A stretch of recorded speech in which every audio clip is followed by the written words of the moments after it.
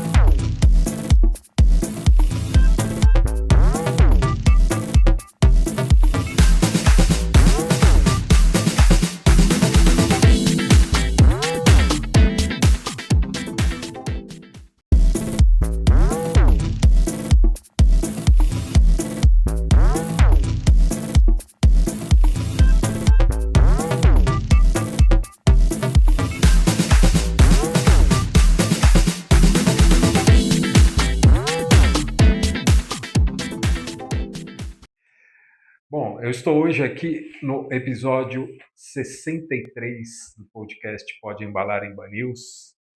Estou aqui visitando, estou no escritório, né? Brinquei antes de falar de escritório, não, mas eu falei, estou aqui na Pack in Motion, sendo recebido pelo Paulo Pereira. Eu ia falar que para os íntimos, para quem conhece ele há muito tempo, chama o famoso Paulinho. E é engraçado que eu vou em alguns lugares, o pessoal fala assim, Paulo Pereira, foi Paulinho, Paulinho. Então, Paulinho, primeiramente, super obrigado por me receber aqui. Não nevou, tá? Não nevou. Não Não nevou. choveu. Eu vim aqui, não choveu. Não Tá um choveu. tempo azul, um céu azul aqui em São José dos Campos, tá? E obrigado aqui por me receber. A gente já deu bastante risada, inclusive em making off antes, só que eu não posso falar as coisas, porque é coisa que vai ter pi toda hora, entendeu? Mas aí, assim, então, primeiramente, Paulinho, super, super obrigado aí por esse bate-papo aí que a gente vai conduzir aí. E costumo dizer que, além disso, né, quando a gente forma uma amizade, eu falo assim, só tem que tomar cuidado que é um papo de amigo, mas ao mesmo tempo, modo de dizer, é um papo profissional, né? Eu sei o quanto você tem de história, né, para poder falar para a gente, contar aí para muita gente que está no mercado de embalagem. Quando falo em mercado de embalagem, é todo o ecossistema, né? Exato. Tudo que está por trás aí. E até 2 anos atrás, se não me engano, aí na Emba News, a gente fez uma entrevista, mas eu falei, é diferente, a dinâmica é diferente, né? Quando a gente vai bater um papo, quando a gente Totalmente vai diferente. fazer. Se for no making off, então é pior ainda. Enfim, mas Paulinho, me fala aí como é que foi sua carreira, sua trajetória até então, por onde você passou, como é que foi. Se quiser começar, inclusive, falando assim, ó, a primeira vez que eu trabalhei, eu fui um office boy, ou então trabalhei num McDonald's, faço o merchan mesmo, pode falar. Bom, primeiramente, obrigado pela oportunidade de falar, né, da minha carreira, da minha vida. Obrigado por ter vindo até mim, né, porque honroso para mim receber as pessoas, receber você aqui, principalmente para falar da minha vida profissional, né? E eu estou muito, muito feliz realmente de te receber aqui, de ter essa oportunidade. Eu, na verdade, até aproveitando o teu gancho aí, eu comecei a minha carreira em 1982, desculpa, 77, na Embraer. Poucas pessoas sabem disso, eu trabalhava como desenhista na Embraer. Depois eu saí da Embraer depois de um ano, fui trabalhar também como desenhista projetista de desenvolvimento de armamento bélico no IAE-CTA. Trabalhava com desenvolvimento de lançadores, bombas, foguetes, tudo mais. Tudo isso aqui em São José dos Sempre, Campos. eu nasci em São José dos Campos e minha vida inteira praticamente trabalhei aqui, embora meus clientes hoje todos São Paulo, né? Sempre São Paulo, Campinas e região, ABC. Eu trabalhei no IAE por 4 anos, IAE-CTA, no desenvolvimento de sistemas bélicos e assim, do nada, mandei o currículo para Johnson, que não passava pela minha cabeça, que eu não me via. Eu achava que Johnson não tinha nada para eu fazer como projetista mecânico, né? Eu era projetista mecânico. E eu falei, o que eu vou fazer lá? Desenhar mods, né? Desenhar absorvente de higiene, que na minha cabeça era o que Johnson tinha na época. Agora eu estou falando de 82, né? Entrei lá. Para surpresa minha, me chamaram. Uma vaga que tinha desenhista, eu fui. E o cara falou, olha, essa vaga é para trabalhar com desenvolvimento de embalagem. Eu nem sabia o que era isso. Desenvolvimento de embalagem, eu sei que é embalagem, mas o que se precisa desenvolver numa embalagem? E eu caí de costa, né? Fiquei louco, porque tudo, né? Eu comecei a aprender embalagem, nossa, é um mundo enorme, gigante, um mundo à parte, e eu comecei a gostar. Então, trabalhei inicialmente com embalagem de produtos estéreis, produtos hospitalares, por 2 anos. Eu trabalhava com embalagem de luva cirúrgica, com compressa de gás, com computador engessado, produtos dentais, né? Tudo estéreo. E trabalhei 4 anos. Aí fui promovido já. Até Band-Aid? Não, Band-Aid na Band-Aid época não. não. Band-Aid era da divisão saúde, né? Tá. Que depois virou consumer. Né? Ela trabalhei 2 anos assim, de 82 a 84, 85. Aí um gerente de personal care, na verdade, que era a divisão consumidor, olhou, me viu e falou para mim, você mexe com embalagem lá na outra divisão, né, que eram separadas, eram divisões separadas. Eu falei, faço embalagem. Ele falou assim, eu tenho uma vaga lá em São Paulo de técnico de embalagem. Eu era técnico, acho que júnior, pleno. Ele falou, tem uma vaga lá de técnico sênior.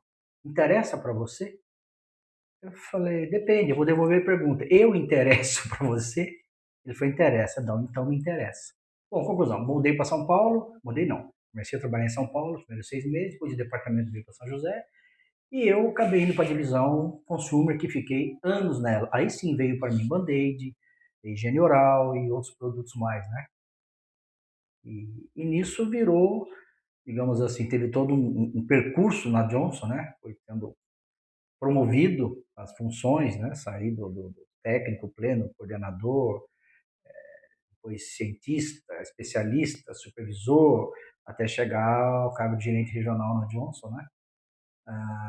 E isso durou 26 anos, né? Eu fiquei lá de 82 a 2008 e eu, de certa forma, saí porque eu quis, porque eu tive uma proposta de uma agência de design grande aqui de São José, para, no caso, a ProDesign, né?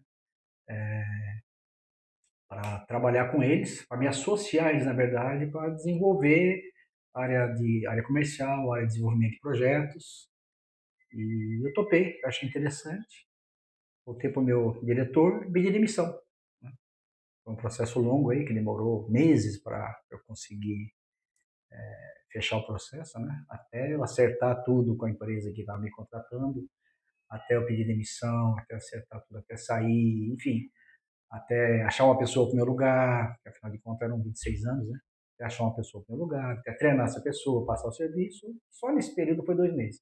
Mas tranquilo, aguentei o tempo, a empresa que me estava contratando também aguentou, e fechamos o processo de 26 anos, né, em julho de 2008, numa sexta-feira, na segunda eu comecei na agência.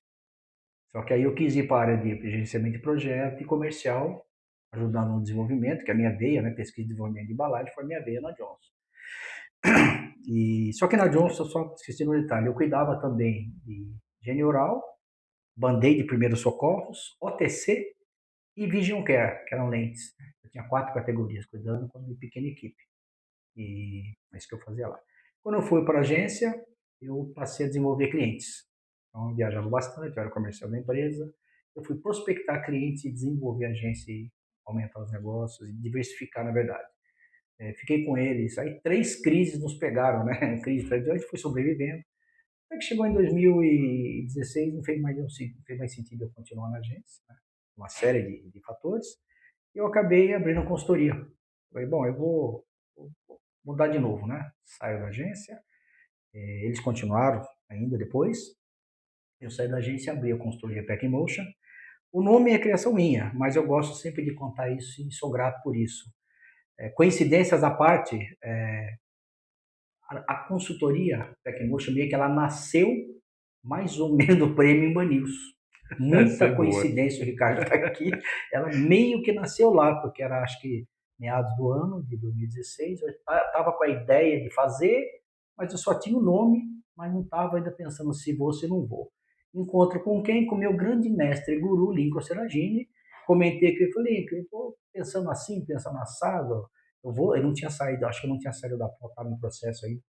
Então eu estou pensando em mudar, mas eu não sei se eu vou para o mercado de novo, né? Um brand owner, o seu abra consultoria. Ele falou, não, está pronto já. Pode abrir consultoria, vai, encara essa que já está na hora mesmo de você fazer a carreira solo. Nossa, ouvindo de você, né? É interessantíssimo isso. Ele falou, para te incentivar, eu vou desenhar o seu logo. Eu vou dar de presente para você o desenho da sua logomarca. Aí não tinha mais dúvida, né? Eu saí dali no dia seguinte, direto para o contador, achei um contador, né? Para escutar a empresa. Abre a empresa em agosto, de novo em agosto, porque eu entrei na Johnson em agosto, entrei na Pro em agosto e abri a consultoria meio que em agosto. Então, de novo, em agosto, eu saí com a consultoria, fazendo pouco do que eu fazia na Pro Design, só que outras coisas, né? Eu me direcionei para a consultoria de projeto, para desenvolvimento, muito para redução de custo, otimização. Né? E estou com ela até hoje. Esse ano ela faz 10 anos, né? Para minha satisfação. Sou grato a muita gente, inclusive nesses 10 anos, pedi desculpa para o Lincoln, porque eu quis atualizar a logomarca, né? Fiz uma mudança de nome, tirei o nome de consultoria, que eu acho já não cabe mais, mudei para Package Intelligence, achei que é mais pertinente, e dei uma estilizada na logomarca, botei um pouco mais de cor, um pouco mais de movimento, né? Feita pelo Everton da Wayship, que é o meu parceiro principal hoje em termos de design de embalagem, que a Pack Motion é uma empresa muito focada em desenvolvimento estrutural, né? Redução de custos, estrutural, logística, assim. E o Everton, ele está focado na parte de design. Então, eu divido com ele há 10 anos já, que ele está comigo, divido com ele essa parte, a gente faz junto os projetos, eu foco no estrutural e ele no design. Estamos aqui os 10 anos de Pack Motion, Motion. né? Comemorando, que venham mais 10.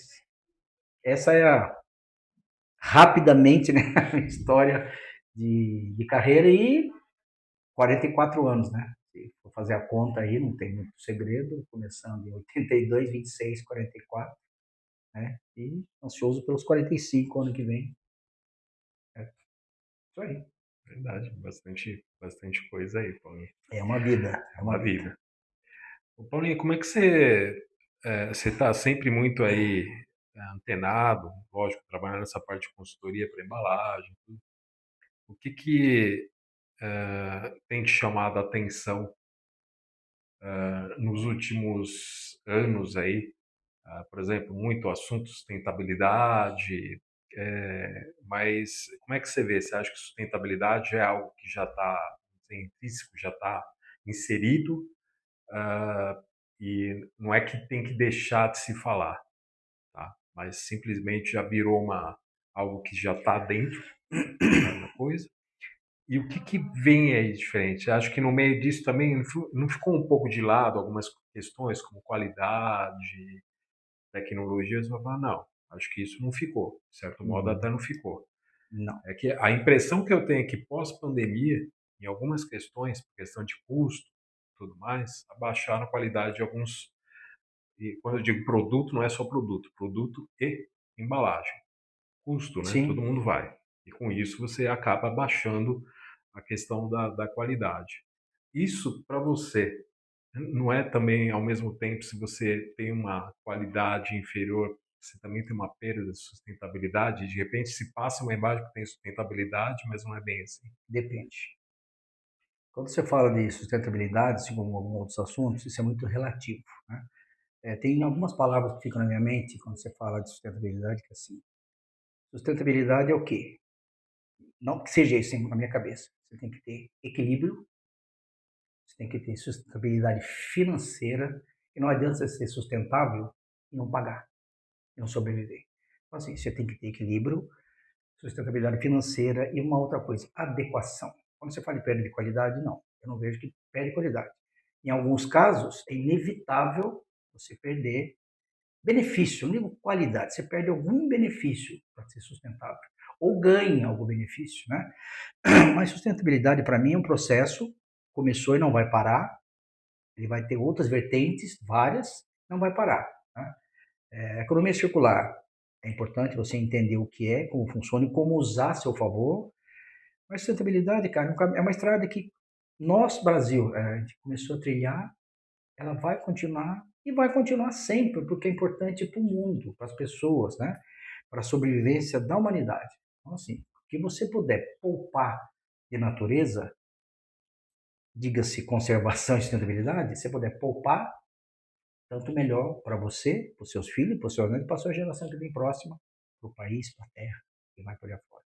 Então, assim, é um processo que só começou. Né? Outros países estão mais adiantados, outros países estão preocupados com uma coisa aqui, uma coisa ali. Só que o Brasil é muito rico em natureza, ele é muito rico em recursos, né? Recursos materiais, minerais, enfim. Então, assim, ele pode ir mais devagar, digamos assim, né? Mas só que não. Você tem que. O mundo está mais rápido, as coisas estão mais rápidas, né? O consumo de tudo está mais rápido, então vai acabar mais rápido. Nós temos que se preocupar agora e se planejar. É assim, a forma que eu vejo é equilíbrio, adequação e planejamento, tá? Para ser sustentável. Mas eu escuto assim, genericamente, de muita gente, eu quero ser sustentável, eu vou ser, mas só se for financeiramente viável, não é ganho, tá? Eu não falo de ganho, de lucro, é viabilidade financeira. Eu atendo muita empresa que quer partir para uma embalagem, como é que fala, reciclada, ou a bases diferentes, materiais, de materiais renováveis, como é que chama? Biodegradáveis, só que não dá custo, né? Aí quando o cara põe isso no produto, na embalagem, fica muito alto, não é caro, fica alto o preço e o produto não paga. O consumidor não paga. Então não adianta o cara ser altamente sustentável se ele não vai conseguir vender o produto. Morre na praia, né? Então por isso que eu digo, tem que ter equilíbrio de adequar. Você tem que ser sustentável? Sim, tem que ser, porque é o É a tendência hoje, né? Ser sustentável. Mas tem que pagar. Tem que conseguir vender o produto. Vamos falar assim que é o final, né? Que é venda e faturamento. Tem que conseguir vender. Tem que conseguir ter um bom custo. Não é baixo, é bom, né? Adequado. É isso que eu vejo. E quando você fala nessa questão da sustentabilidade, como é que você vê hoje o perfil desse público? A gente vê aí digo, vários meios aí de mídia, enfim, as próprias empresas em redes sociais, sempre falando muito, lógico, das gerações, tudo mais. Você acha que tem essa consciência maior hoje em dia da, Mais do das que a novas gente. gerações? Mais do que a gente. É, As novas gerações, eu vejo pela minha casa, minhas filhas e netos, as novas gerações elas estão muito mais preocupadas em comprar um produto, elas olham a embalagem para ver se é reciclado ou não. Se tiver que decidir entre uma reciclada e uma virgem, elas vão na reciclada. elas pagam por isso? Não estão olhando esse preço, elas estão comprando o produto. Até porque o reciclado não é necessariamente mais caro que o virgem, né? Você É, pega um PET PCR hoje, um frasco, o preço é o mesmo do virgem praticamente. Né? Não tem grandes diferenças que afetem o preço no ponto de venda. Mas elas olham, não só isso, né? Eu falo de sustentabilidade de embalagem, material, mas elas olham os transgênicos, olham isso, olha tudo que tem no produto para ver se a empresa é séria. Né? você falou bem do produto, não é só a Ah, não, não, embalagem, não. é um conjunto, A né? gente fala de embalagem porque a É. gente vive embalagem, né? Na Uhum. veia, né? A embalagem está na veia, como diz aqui, né? Embalagem na veia, né? Está na veia. Mas o consumidor não olha a embalagem por simplesmente, ela olha o conjunto da obra, que é a embalagem ou produto. Né? E para mim, embalagem é produto, né? É conjunto. Então, um consumidor, no caso, os meus próximos, quando chegam na gôndola, ela pega a embalagem, ela vai. É engraçado, ela olha embaixo para ver se é reciclado ou não, ela vai olhar o que está escrito, vai analisar o rótulo, por incrível que pareça, lê o rótulo, coisa que eu não fazia, né? Então, nossa geração hoje está preocupada sim por questão profissional, mas o que vem para trás da gente, os mais novos, eles estão focados em potencializar a sustentabilidade. Você acha que isso é de uma maneira igual, assim, por toda? Porque dependendo, muitas vezes é lógico, a gente está. Eu falo, não deveria ser assim no mundo. A gente quer um mundo mais justo. Mas você acredita que, por exemplo, quem está em situações mais desfavoráveis, vamos dizer, economicamente, vai olhar isso ou vai olhar mais o preço? Ó, depende, de novo, depende. As classes menos privilegiadas, vamos dizer assim, elas têm dinheiro para comprar uma vez só. Se você tem dinheiro para comprar, errar na compra, você compra de novo, joga aquele fora. A classe menos privilegiada não tem, vai ter uma vez só. Então, eu já vi isso muitas vezes em lugares que eu visitei menos privilegiados, que eu olhava na janela, na gôndola e tal, tinha shampoo Johnson, por exemplo, Kimberly e tal, tinha coisa Uhum. assim de marca, porque ela não pode errar, ela sabe que é bom, paga mais caro porque sabe que é bom, vai dar um bom resultado. Não vai comprar um qualquer. Então, assim, é muito relativo. Pagar pela sustentabilidade, daqui a pouco vai ser natural, como já está sendo, você pagar pelo produto. Não está muito preocupado se é mais caro, se é mais barato. Cabe no meu bolso? Cabe, então vou comprar. Aí esse aqui é sustentável, então vou comprar esse. Entendeu? Uhum. E dentro vamos dizer, desse panorama, assim, lógico, entra muita parte de tecnologia das empresas, tudo. A gente estava batendo um papo antes aqui, bastidor, making off aí. Eu imagino que dentro da sua carreira aí você deve ter tido bastante situações assim, que você fala, nossa, isso aqui eu vou ter que ser muito resiliente mesmo, né? Para falar a verdade, nem existia essa palavra. Na época a gente não usava a palavra com resiliência, propósito, nada disso. Era arregaçar a manga. Me conta aí alguns cases aí que você acha interessante, até a gente, né, você estava vendo, você enumerou alguns casos aí que você falou, esse daqui, ó, teve isso, eu tive. E aí mostrou muito o fato de você ter agir rápido, pensar rápido nisso, ter conhecimento. Me conta alguns casos aí que foram interessantes em cima dessas situações. Então, Que eu brinquei, né? Situações de perrengue, né? A gente fala situação situações, de né? Tem, ao longo desses anos, né, evidentemente, principalmente uma multinacional americana, que foi a Johnson Johnson, foi metade da minha vida lá, né, praticamente, a gente passa por diversas situações de sucesso, né, graças a Deus, todos os projetos, eu participei de muitos e muitos e muitos lançamentos de produto e a maioria de sucesso. Na verdade, todos de sucesso. Só que você passa por situações ao longo do processo de desenvolvimento que você tem surpresas, né, repentinas. Numa produção de lançamento, de repente a fábrica para, por algum motivo. Ou mesmo numa produção normal, a fábrica para. Isso é geral no mercado, eu converso com meus pares todos, né, que hoje são clientes, antes eram meus pares. É a mesma coisa em toda empresa, só muda o endereço. Fábrica parou, produção parou, e quem que é a culpa? É da embalagem. Isso é lugar comum. Parou a fábrica, puta, a embalagem está errada. A culpa é da embalagem. Aí você corre lá para ver o que aconteceu com a embalagem que está errada. Na verdade, Ricardo, na verdade, muitas vezes não é embalagem. Muitas vezes não é embalagem. Na maioria das vezes, é uma regulagem de máquina, é uma pecinha que precisa ser trocada, é uma resistência que queimou, uma pressão que não está adequada, temperatura, velocidade, alguma outra coisa. Não estou responsabilizando ninguém, estou falando de processo, né? E no processo, na correria, que lançamento e produção é correria, na correria do dia a dia, a máquina para, dá aquele desespero e tem que ver o que é. O que acontece com a embalagem, ela, no meio da produção, por algum momento a produção para e responsabiliza a embalagem. Muitas vezes é processo. Qualquer outra coisa.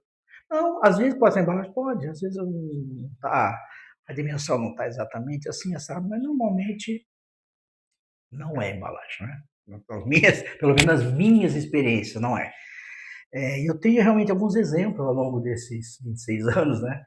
E nunca esqueci. E ficou como aprendizado. E no final, eu vou começar do final, a conclusão é o seguinte: quando eu chamo você, o cliente chama para resolver um problema, você cobra R$1.000. Né? O cara fala, essa placa aqui, cheia de parafuso, tá solta. Você vai lá e aperta um parafuso e cobra R$1.000. Aí o cara fala, mas peraí, eu chamei você, em 5 minutos você apertou o parafuso e vai cobrar R$1.000. Eu falo, não, eu cobrei R$1 para apertar o parafuso. E o resto? Eu sabia qual parafuso apertar, né? Mas isso é decorrência de quê? Não é do nada. É conhecimento, construção de experiência. Até de como que é? Erro e acerto. Com certeza, porque eu não acertei da primeira vez, né? Ao longo dos desenvolvimentos, você vai batendo cabeça. Você erra também, né? Mas os cases são legais, porque, por exemplo, uma vez estava no lançamento de um produto cremoso, extremamente cremoso, e eu estava na minha sala, sossegado, trabalhando lá, e a fábrica me ligou desesperada, a máquina está parada aqui, produção de lançamento, o produto não cabe na bisnaga, você errou o dimensionamento da bisnaga, ela está pequena. Eu desesperei, fiquei louco, falei, nossa, errei a bisnaga, que coisa horrível, né? E geralmente isso acontece nos momentos, assim, tipo, ou à noite, ou no feriado. É final do dia, né? Normalmente é final do dia. Bom, enfim, fui na fábrica, era uma Comades, né? Circular, um carrossel cheio de bicos dosadores, e as bisnagas posicionadas, e ela girando. Eu falei, operador, liga a máquina, por favor. Ele ligou, parecia, como é que chama aquele negócio de Fórmula 1 lá, que o cara troca os pneus rapidinho, pit stop. Uhum. Ele ligou, não deu 2 segundos, foi desliga. Só rodar. Ele falou, o que foi? Eu falei para ele, traz uma chave Allen. Para que você quer a chave? Eu falei, solta os bicos dosadores, estão todos travados em cima. O que acontece? Um produto líquido, a bisnaga está aqui, o bico dosador está aqui, joga o líquido, enche a bisnaga, você sela, beleza. O produto que é cremoso ou gel, ele faz névoa quando você abre. Né? A névoa tope um pouco da bisnaga e fica ar embaixo e não desce. É lógico, transporta. A bisnaga está pequena? Não, a bisnaga não está pequena. Qual que é o correto? Solta os bicos dosadores, porque no giro do carrossel, ele desce, sobe dosando. Próxima, desce, sobe dosando. Acabou o problema, obrigado, seu operador de máquina. Estou embora. Resolveu o problema, a produção segue normal. Esse foi um caso que me marcou a vida, né? Lógico, eu conheci o processo, eu conheci a máquina, eu conheci a embalagem, eu estudei a máquina e o material, a embalagem, fiz testes, né? Embalagem é importante você fazer protótipos e testes antes de botar no mercado, antes de fazer produção. Isso foi testado. Nos testes eu aprendi, né? Que tinha que soltar o bico do dosador, porque eu não sou operador de máquina, não sou obrigado a saber. Mas como eu estudei equipamento, eu sabia disso, né? Então na produção, assim, na minha humilde opinião, eu acho que o operador devia saber, né? O operador devia saber, mas tudo bem, não tem problema. Acho que na hora do desespero o cara não lembra, né? Também não vou culpar o cara, porque o cara não lembra. Mas ele tá naquele desespero, ele não vê. É o dia a dia dele aqui no rodando, ele não enxergou. Eu bati o olho e falei, puto, o bico tá travado. Enfim, resolveu. Esse foi interessante também. Mesma coisa, mesma situação. Chavatório bucal, produção de lançamento de novo, sempre lançamento, né? Produção de lançamento e produto vazando. A tampa não estava fechando o frasco estava vazando. Punha na caixa, mexia um pouquinho e vazava, molhando toda a caixa. O cara liga para mim. Aí eu aprendi na vida, nossa, assim, uma pergunta importantíssima de se fazer na hora de um problema, percentual. O cara te liga, tá vazando. Tá vazando 1, 2, 3, 10, 1000, 100, quantos? Quantos por cento? 1%? 2%? 10, 15? Se for 1, está dentro do NQA, nível de qualidade aceitável? Está dentro? Estabelecido? Ah, não, pode vazar até 3%. Estou exagerando, tá? Ah, é 1, então está dentro. Então não tem problema. Não tem problema, é menos pior, né? Conclusão. Fui na fábrica, falei, tá, vou descer aí. Quantos por cento? O cara não tinha resposta. Então você não sabe quanto que está vazando? Não, não sei. Vou medir. Fui na máquina, olhei, rodando, assim, olhando não dava para ver nada. Fui para a ponta da linha, falei, roda 100 frascos e eu vou ver qual que vaza. O vazamento era cíclico, né? Era sempre de 4 em 4, de 7 em 7, era sempre a mesma posição do mandril de fechamento.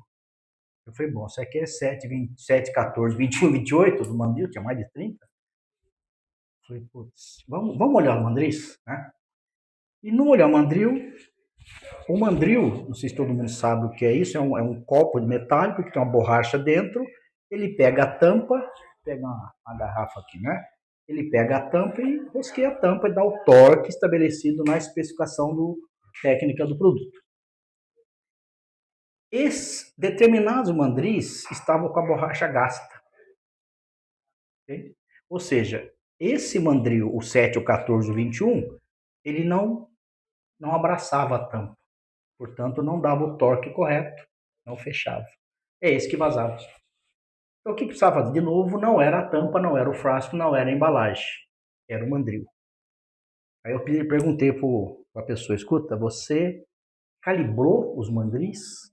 Ah, sim. Porque tem que dar o torque correto também, que era 17 libras. Calibrou os mandris? Ah, calibramos. Falei, como? Lá no laboratório. Falei, não, desculpa, mas no meu conceito, você tem que calibrar aqui na máquina, não lá. Você faz aqui, mede aqui, para ver se ele está dando o torque correto. Se me disse que você via que não estava. Mas enfim, trocaram as borrachinhas, trocaram os mandris, resolveu o problema, acabou o vazamento, voltei para minha sala.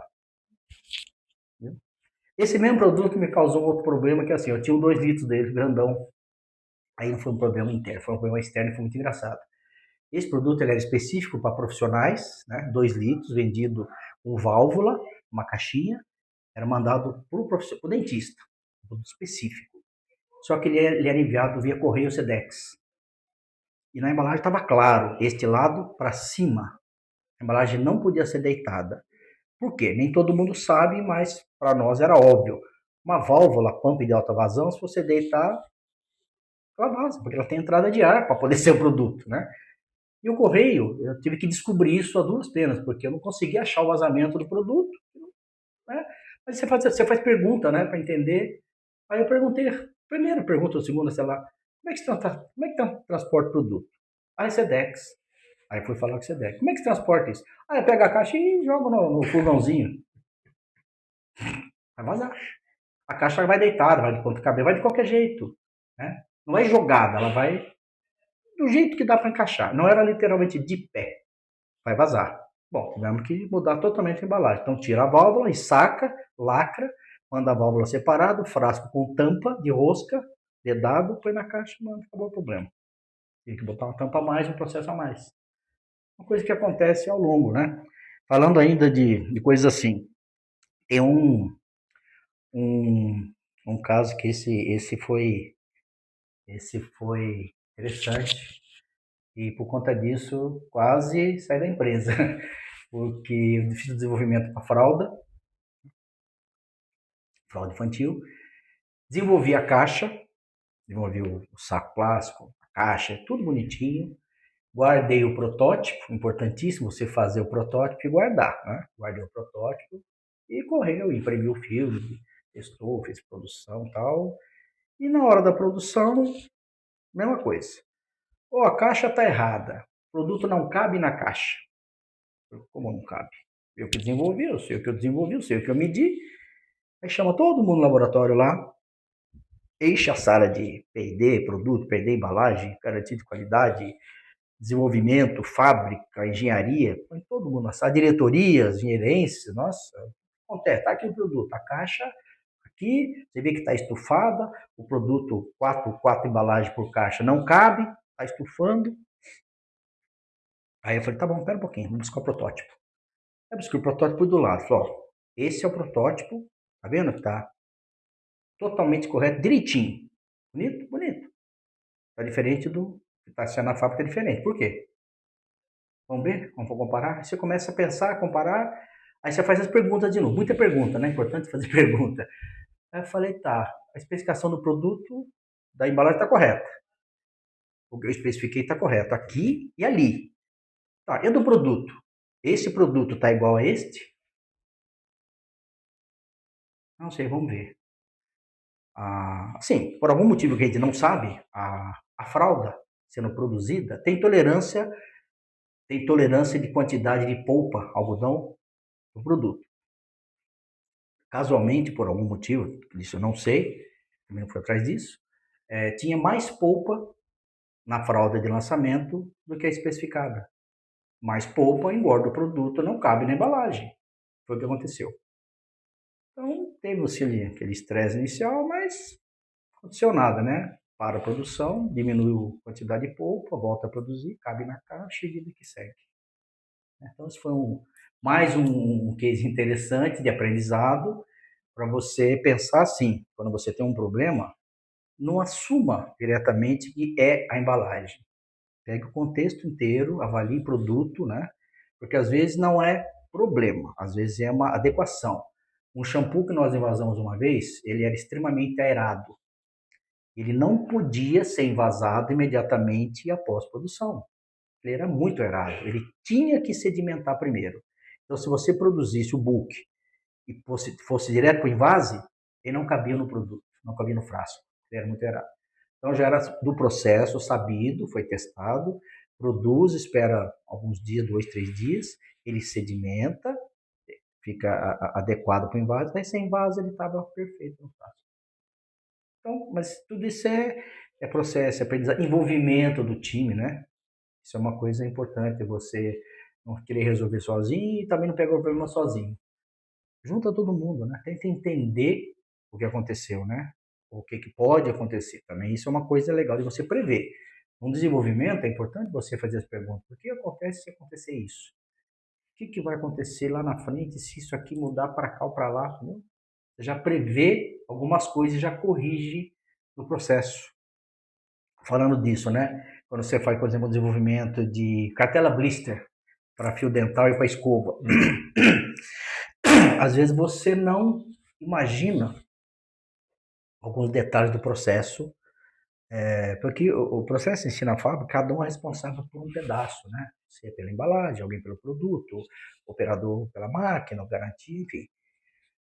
Teve um caso que eu achei bem interessante, esse deu um pouco de trabalho, mas terminou bem também. Não estava selando, era uma cartela de uma máquina de selagem com cartela e filme PET, e não estava selando em algumas pontas, né?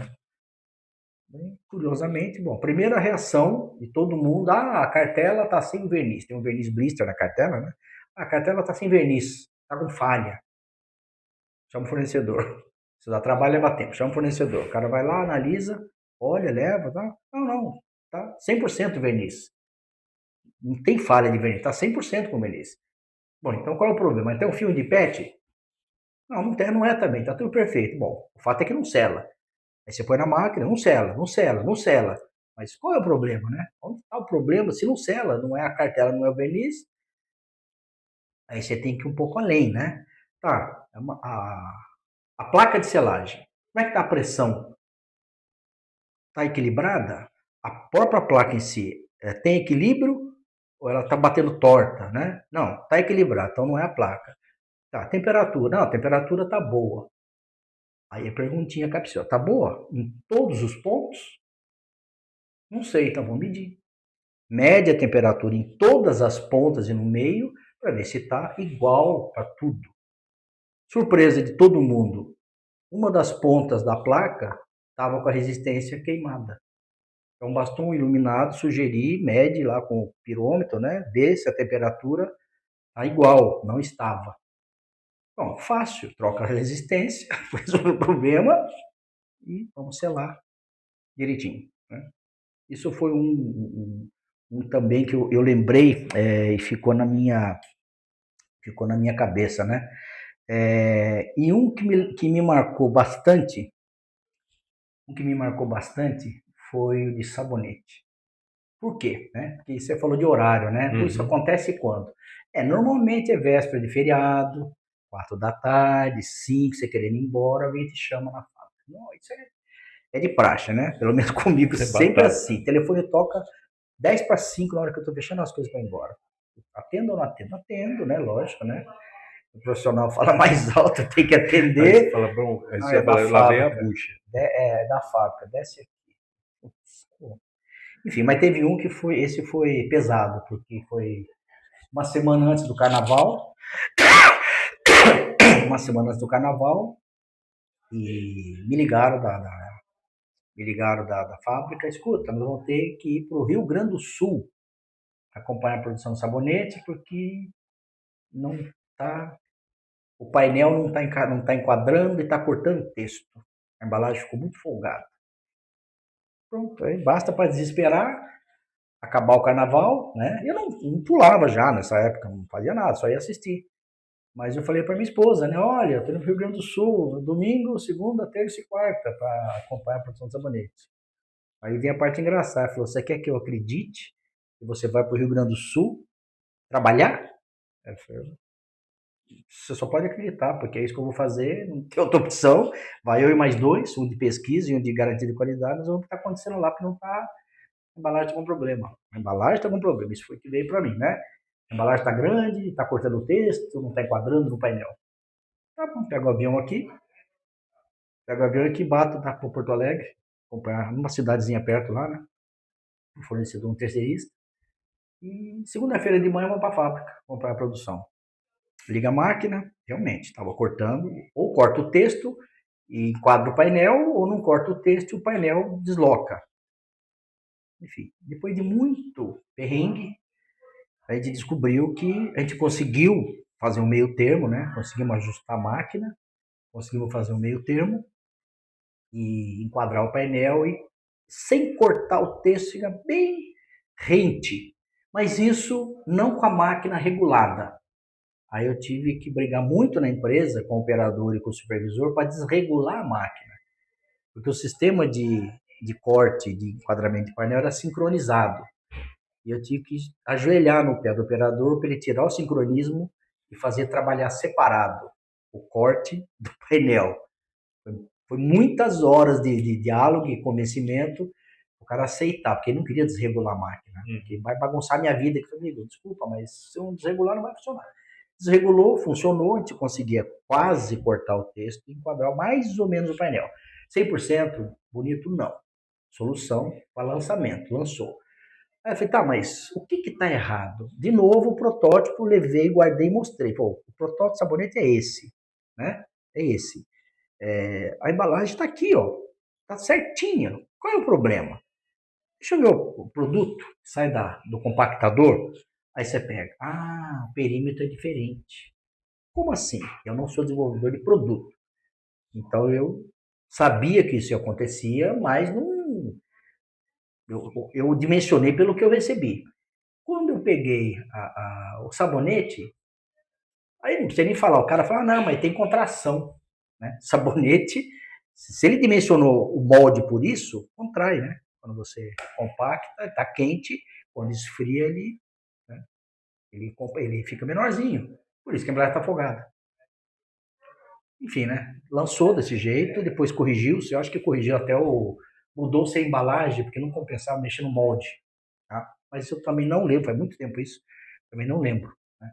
Mas foi bem interessante. Voltei, tive que ficar lá até quarta-feira, porque já estava tudo programado, hotel, acompanhar a produção e passagem aérea. Então, conclusão, passei o carnaval lá no fornecedor, como é que fala?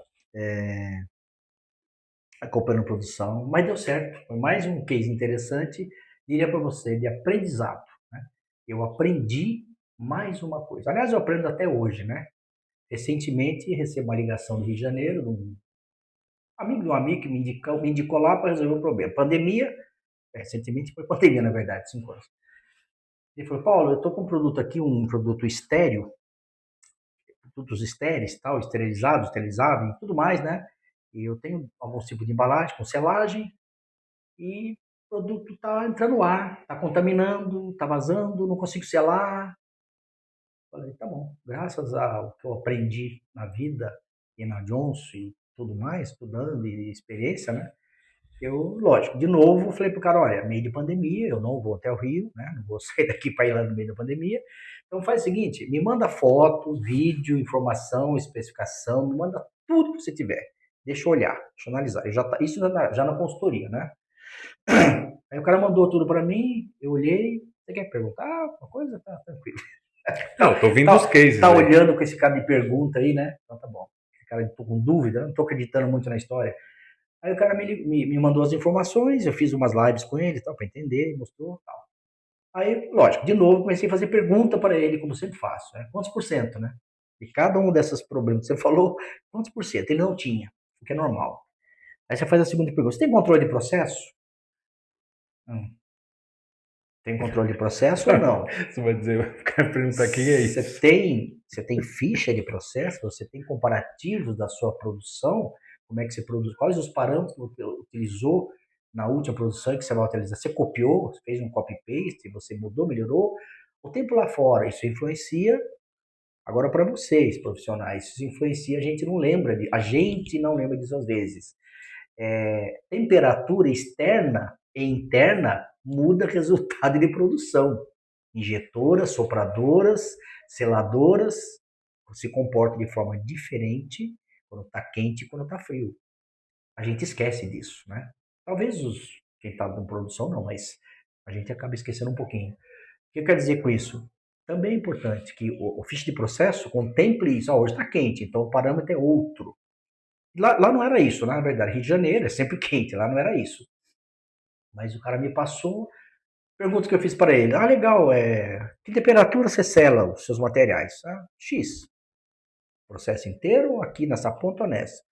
Não sei. Ou seja, ele não tem controle da temperatura nas medidas. Falei, tá bom. Pressão de selagem do mandril, da mandíbula.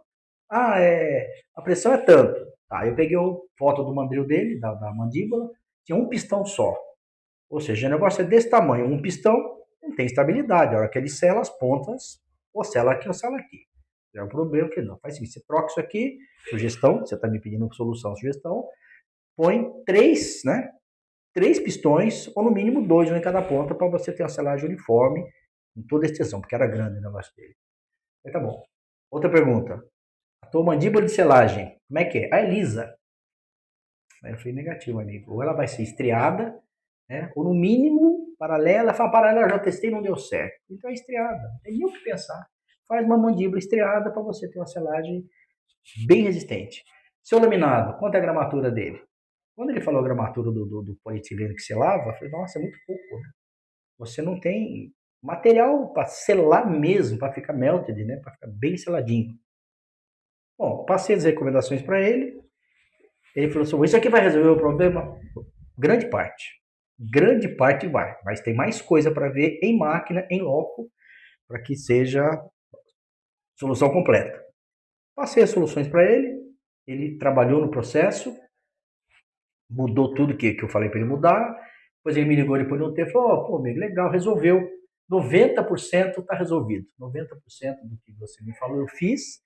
Nossa, o processo está bem melhor, parou de vazar, parou de agora não tem mais problema de contaminação, só que ainda não está 100% o meu processo. Então, bom, agora preciso ir aí, né, para resolver o resto. Agora sim, deixa passar a pandemia. E, na verdade, passou, acho que 2 anos, ele falou que não precisava mais, estava tudo certo. Depois de 2 anos, ele me chamou de volta.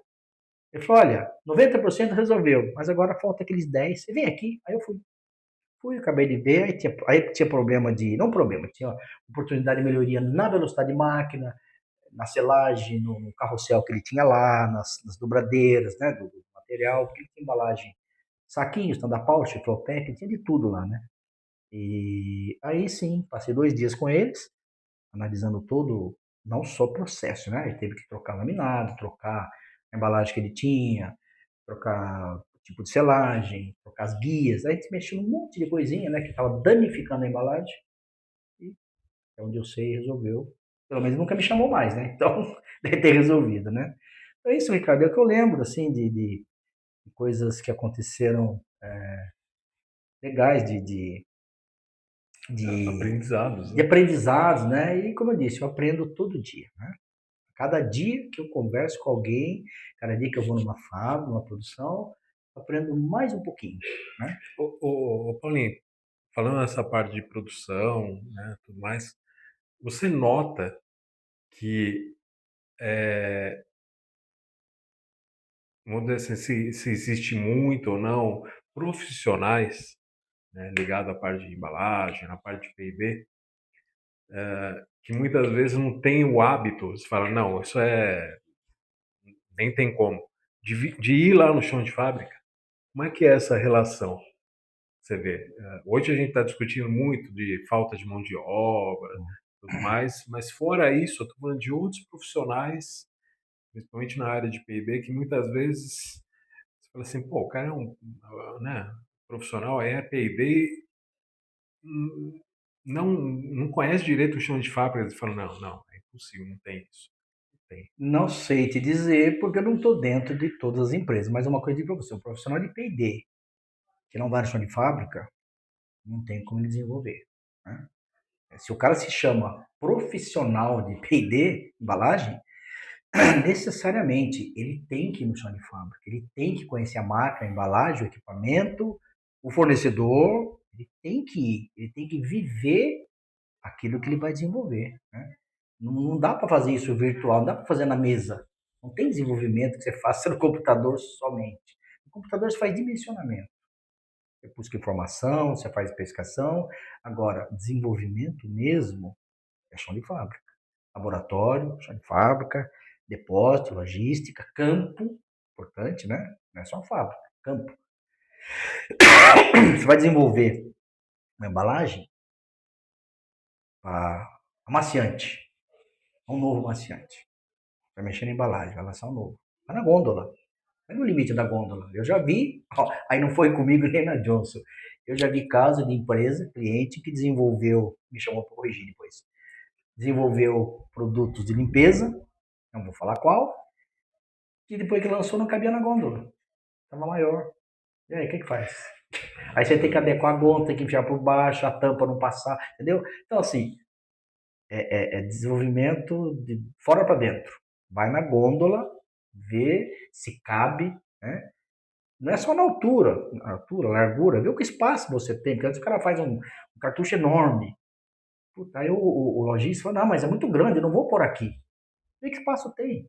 Ah, eu posso aumentar ou diminuir? Posso pôr dois, em vez de um, ponho dois, ponho três. Então, assim, é importante você, é engenharia reversa, né?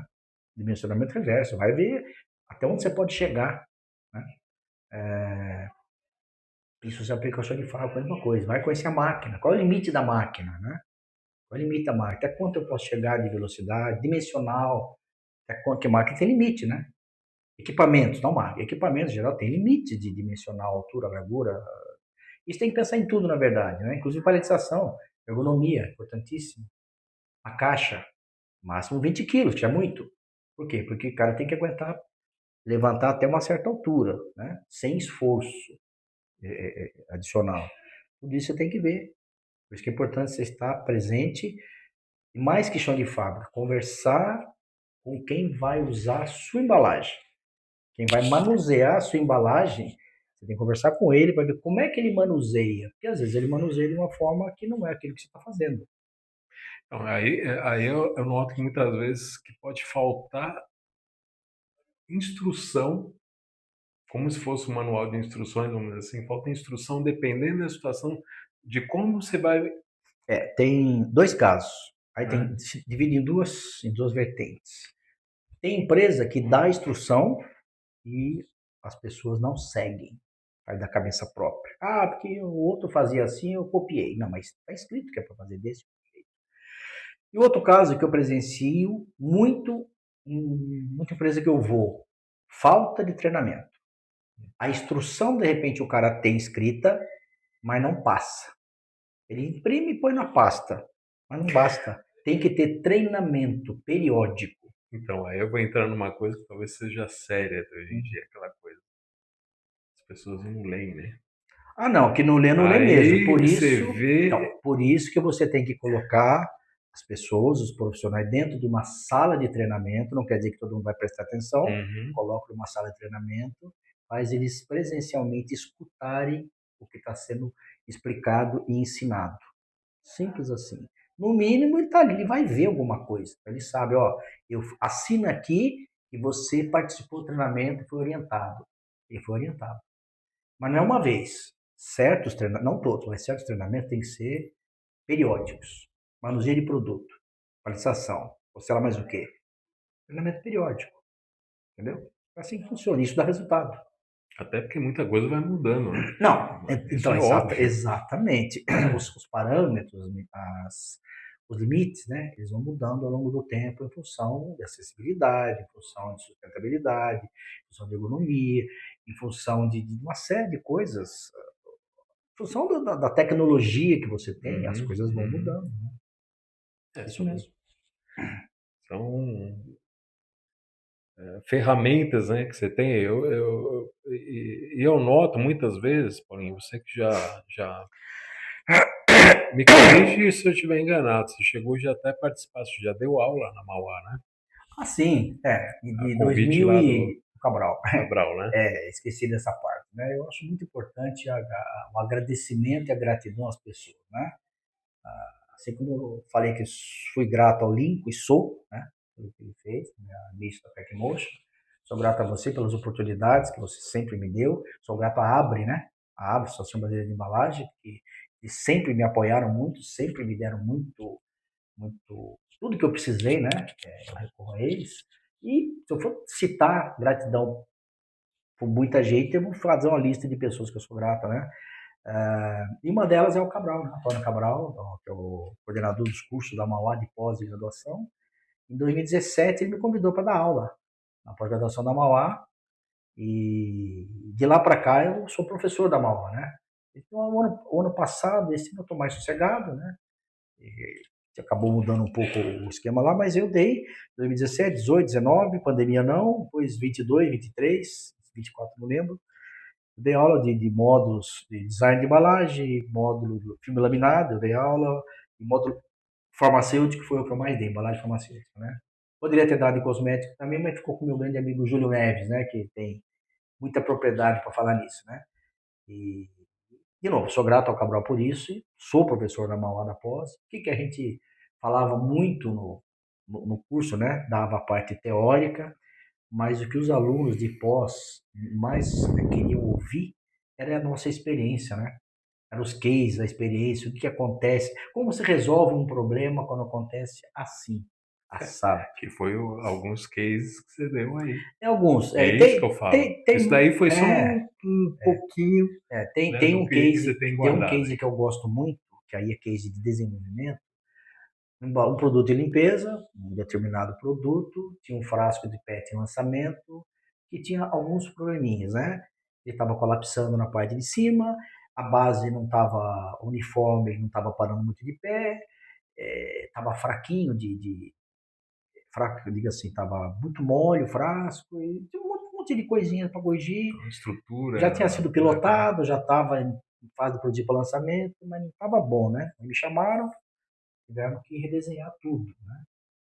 Mexemos levemente no design, que o marketing não queria que ele mexesse no design, ele teve que corrigir um pouquinho, corrigiu o fundo, que a ventosa não pegava, botamos uns anéis de reforço, né, para ficar mais parrudo, aumentamos. Eles tinham diminuído muito a gramatura do frasco, mas muito. O frasco estava literalmente colapsando. Tive que aumentar um pouquinho.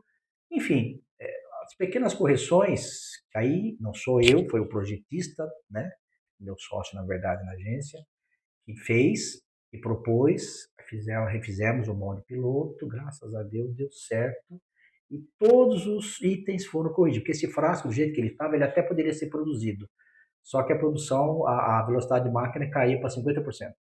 Nossa. Então, o fato de a gente mexer no frasco e aumentar um pouquinho a pré-forma, que não deu 5% de aumento, saiu de 21 gramas para 22, uma coisa assim, né? 23 talvez.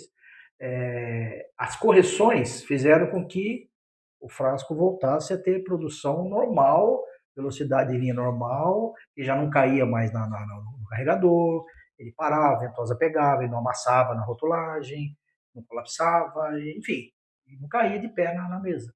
Então, assim, graças a Deus foi corrigido, foi um case interessante, de correção, na verdade, né? Aí foi meio antes da produção, né? Porque daquele jeito que estava não dava para lançar. Então foi algo também que eu lembro com gratidão, porque eu tive a oportunidade de fazer e deu certo, né? E deu certo. Então foi bem. Então, voltando para Mauá, o pessoal gosta muito de ver isso, né? Como que você corrige um problema. É um problema, né? Se a embalagem tem um problema, você precisa corrigir, né? Não quer dizer que tudo foi sucesso na minha vida. Eu não lembro dos problemas, você prefere não lembrar, né? Mas Mas como eu falei, serve até como mas aprendizado. Isso são coisas teve, que. teve coisas engraçadas, né? Que você passava ao longo coisas que você precisava corrigir. É uma coisa interessante que eu lembrei agora, que não tem a ver com embalagem, mas tem. O pessoal estava estocando, na época, esses filmes de escovas, cartelas e tal, né? Elas têm verniz blister. O pessoal deve saber disso, logicamente, mas verniz é sensível a temperaturas, né? Se você põe cartelas, filmes, laminados inclusive e tal, adesivados ou não em alta temperatura, ele estraga, né? Mais rápido, ele mela, ele, né? Perde a propriedade de selagem, enfim. E eu lembro que numa época o pessoal estava estocando adesivos e laminados então, na parte de cima do depósito, bem alto, né? E aí começaram a reclamar que não estava selando, que estava melando, estava com problema na embalagem. Aí foi na fábrica ver o depósito. E aí, mas o que está acontecendo? Não, assim, assim, assado. Pô, mas estava rodando bem até pouco tempo. O que vocês mudaram aqui? Ah, não, a gente não mudou nada. É que estava estocado embaixo, a gente pôs em cima. Então, volta para baixo. Baixo é mais frio, né? Não é tão quente como lá em cima. Acaba o problema. Só que, de novo, nem todo mundo sabe. Por que você sabe disso? Porque você descobre ao longo dos erros, apanhando um pouco, né? Alguém te contando, alguém tem que te contar, né? Você não aprende do nada, a não ser com pancada, né? Aprende errando. Mas quando alguém te fala, olha, isso tem que ser assim. Você grava e aprende. Entendeu? É isso. Muito bom. Tem mais case, mas se for falar de não, exemplos. Eu falo, cada um desses de exemplos, eu vou ficar aqui amanhã falando, né? Mas é isso. Legal. Maravilha. Bom, em cima desses cases aí, Paulinho, como é que você vê assim, visão da embalagem até, né? como é que você vê a importância da embalagem, né? Nesse contexto, que eu falo até o que é embalagem para você, né? Essa Quer pergunta é dizer, fácil, né? porque Essa pergunta está depois de tudo isso, essa né? pergunta tá na ponta da língua há muitos anos, desde que eu aprendi um pouquinho que era embalagem, né? Isso para mim é muito claro. Embalagem para mim é produto. Não existe produto sem embalagem. Aí você vai falar, embalagem. Não, não é embalagem, é conjunto, né? Conjunto, quando você pega, né? A água não tem sem embalagem. Pode ter outra embalagem, ou na bica, né? Você bebe na bica. Mas para você transportar, carregar, guardar, conservar e vender, você tem que ter uma embalagem. Então, assim, a embalagem, para mim, é o produto, é conjunto, embalagem e produto. Né? Até porque o consumidor, ele não vai na loja comprar uma embalagem. Tá, alguém compra, mas A vai no princípio, é que supermercado, você ele vai quer comprar pegar o o quê? produto. Você vai comprar um produto. Por que eu falo que embalagem é produto? Porque muitas e muitas vezes o consumidor compra um produto pela embalagem. A mais bonita, a mais colorida, a mais ergonômica, a que é fácil dele abrir, não sei qual é o motivo, mas quando você vai numa gôndola com diversos produtos, você tem 3 segundos, né? Segundo diz a teoria, 3 segundos para decidir qual que você vai pegar. Quando você já sabe, eu só quero este, estou acostumado com esse, você vai direto nele. Mas se tiver um outro que chama atenção, você, em 3 segundos, tirou a atenção do que você está acostumado, opa, peraí, estou vendo um diferentão aqui. A embalagem mais glamurosa, mais bonita, ou não, né? Ou mais qualquer outra coisa, mais diferente. Né? Não necessariamente é mais bonito, que de repente a gente fala bonito porque chama atenção aos olhos, né? Mas a embalagem ela tem que conversar com o consumidor. Né? Visualmente, no tato, cheiro, né? No olfato. Eu tenho um produto que eu lembro que ele usava o barulhinho da abertura, né? Um chocolate que ele usava o barulho da abertura como marketing, porque né? Você era aquela emoção de você abrir daquele jeitinho e tirar o chocolate. Então, assim, é o barulho, a forma. E aí tem outros barulhos, né? Tampinha de flip top do shampoo, você faz o clique, faz o barulhinho, você sabe que fechou. Se não fizer barulho, não fechou. Então, assim, use isso a seu favor, né? Eu trabalhei já num projeto, quando eu estava ainda na Johnson, que chamava Projeto 5 Sentidos.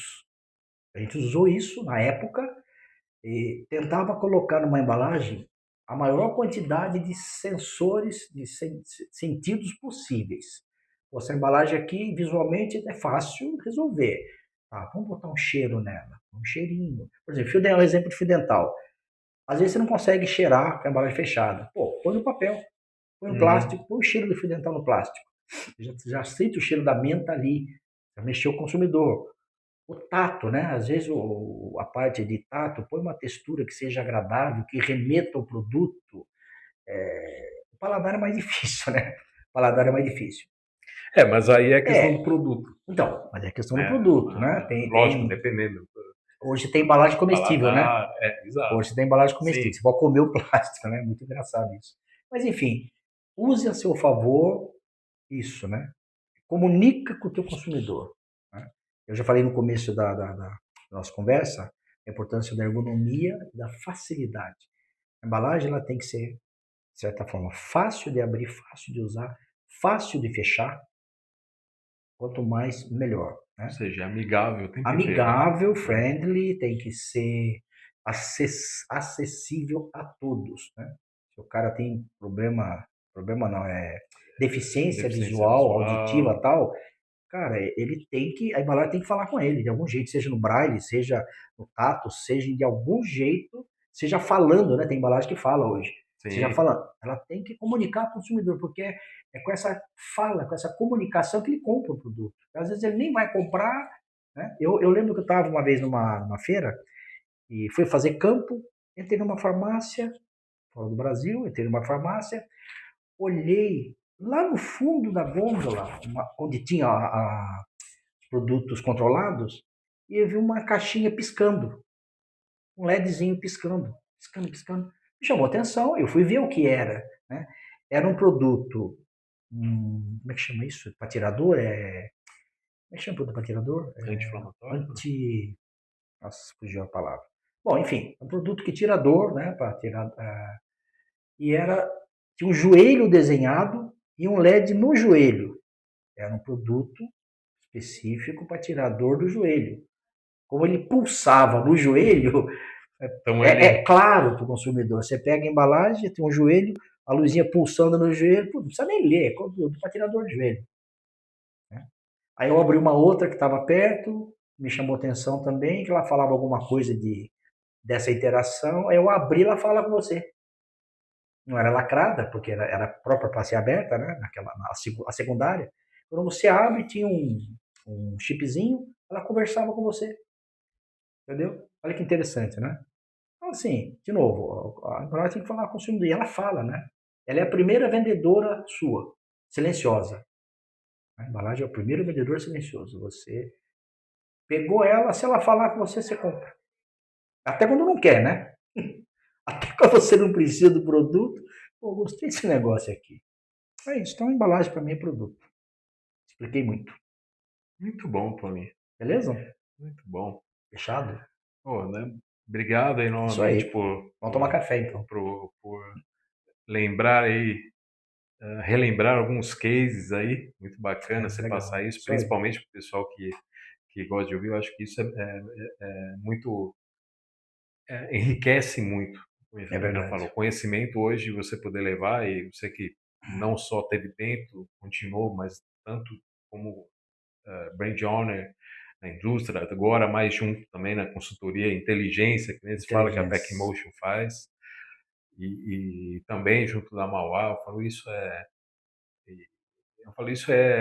é algo que tem que ficar muito claro para todo mundo. Você tem que buscar que, por mais que você tenha hoje muitos recursos, muitas ferramentas, né?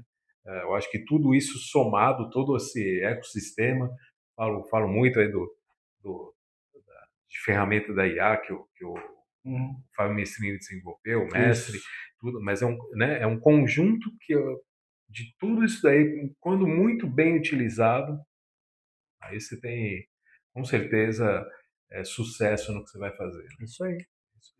Maravilha, muito Tá obrigado bom? pela oportunidade de poder contar um pouco da história, né? Pô, isso aí é só um pedacinho. Só um pedacinho. É só para dar É 44 anos resumido em menos de 1 hora. Então, pegando alguns cases, isso é muito legal. Isso aí. Muito bom. Muito obrigado.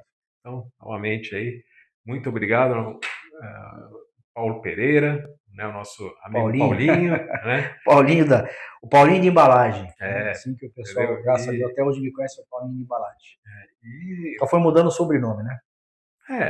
foi mudando, mas continua sempre passando Isso aí aí. histórias, inclusive de muita coisa que é engraçada. A gente fala bastante, mas quanta coisa que cada vez que a gente conversa, sempre tem uma história Sempre nova. aparece uma nova. Sempre tem alguma Isso coisa aí. nova, que eu quero dizer assim, nova, que você não tinha tirado do baú. Isso. Cada vez que você vai tirando do baú, vai saindo mais. Isso aí. Maravilha. Então tá joia. Então, gente, obrigado novamente. Obrigado, Paulinho, de novo. Isso aí, Obrigado meu amigo. você. Obrigadão. Tamo junto.